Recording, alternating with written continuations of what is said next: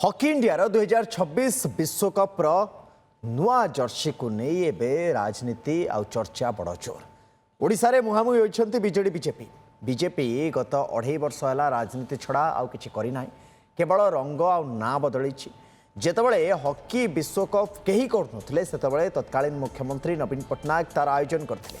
आज हॉकी पाई कोनोसी पदक्षेप न नै जर्सी रंग को गेरुआ कर दियागला।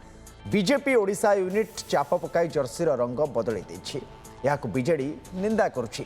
जर्सी रंग बदलाइबा बदल खेलर मान वृद्धि उपर चिंता करथिले भल होइथांता बोली बीजेडी अभियोग आनिछि। अन्यपटे बीजेडी को कड़ा काउंटर भी करछि बीजेपी। रंग प्रथमे किए बदलैथिला सबु जगारे रंग प्रथमे बीजेडी बदलैछि। हॉकी टीम निजर निष्पत्ति नेउछि ताकु नै राजनीति करबा ठीक नुहे बोली बीजेपी सांसद रविंद्र बेहरा कहछथि।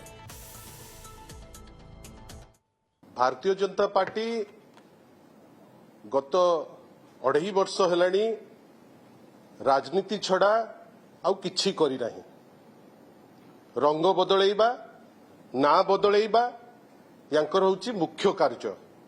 आउ सबुठारु बड़ कथा गतकाली जो निष्पत्ति नैचंती जे हॉकी खेलाड़ींकर जर्सी नीली रंगरू सैफ्रन रंग को परिवर्तन करिवे आमे सेटाकू नेकरी आश्चर्य। भारतीय जनता पार्टी ओडिशा यूनिट चाप पकई जेहेतु ओडिशा होची स्पॉन्सर हॉकी रो से बाध्य करि देइछि जे तार रंग केमती परिवर्तन करिवो। आशा करूथलु जे कलेवर केमती बदलू। कलर प्रथमे किए चेंज करथिला आगुरु तो ओएसआरटीसी बस थिला से माने गेरुआ कलर सेटा बीजेपी सरकार पीरियड हेई नथिला। सरकारी बिल्डिंग गुरा गेरुआ कलर करथिला के से बीजेडी सरकार करथिला।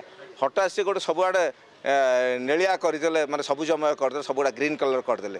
तेणु भारतीय माने हॉकी टीम तार कौन कर राजनीति करवा ठीक न।